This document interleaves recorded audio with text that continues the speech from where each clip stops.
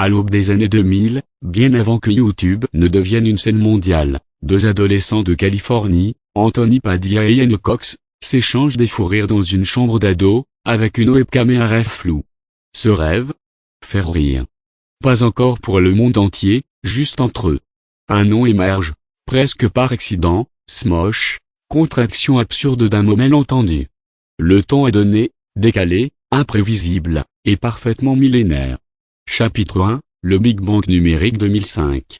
Internet n'est encore qu'un terrain vague. C'est là que Smosh télécharge une vidéo toute simple, mimant en playback le thème des Pokémon. Un geste sans prétention, mais la vidéo devient virale. Des millions de vues. Des forums qui s'enflamment. Ils viennent d'inventer, sans le savoir, un nouveau genre de comédie. L'humour YouTube. Ils enchaînent avec des sketchs courts, des parodies absurdes, des répliques devenues cultes.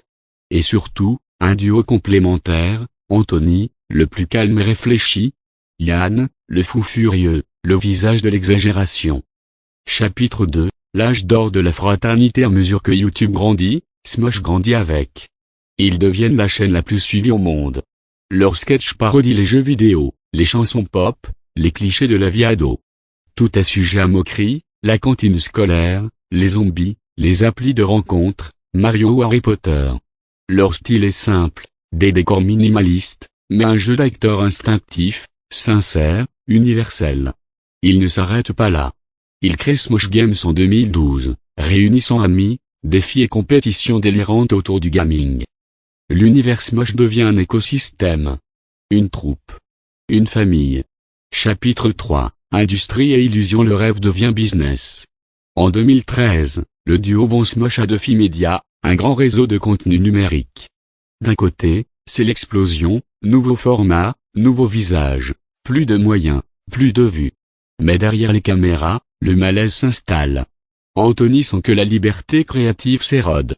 Les vidéos sont planifiées comme une grille télé, les décisions deviennent corporates, l'âme artisanale de Smosh s'étiole. En juin 2017, le coup de tonnerre, Anthony quitte Smosh. Il veut retrouver son autonomie, explorer des sujets plus personnels. C'est la fin d'un chapitre historique, mais pas de l'histoire. Chapitre 4, chute et renaissance. L'année suivante, Duffy Media fait faillite. Smosh est sans maison, sans avenir clair. Mais Ian refuse d'abandonner. Il rallie l'équipe, cherche un repreneur et relance le projet sous un nouveau souffle. En 2019, Rhett & Link rachète Smosh, et leur offre un abri créatif. Smosh renaît. Toujours avec Ian à la barre, et une troupe d'humoristes fidèles au ton original. Sketch, improvisation, podcast, gaming, tout continue, mais plus libre, plus humain. Le public répond présent. La nostalgie joue, mais surtout, l'humour fonctionne toujours. Chapitre V, la boucle les coups de théâtre. En juin 2023, Anthony Padilla annonce son retour chez Smosh. Après 6 ans de carrière solo, ils retrouvent Ian pour relancer ensemble l'ère des sketchs à deux. Ils rachètent eux-mêmes Smosh à Mythical, scellant le retour des fondateurs aux commandes. La boucle est bouclée. Mais rien ne dit que ce soit la fin.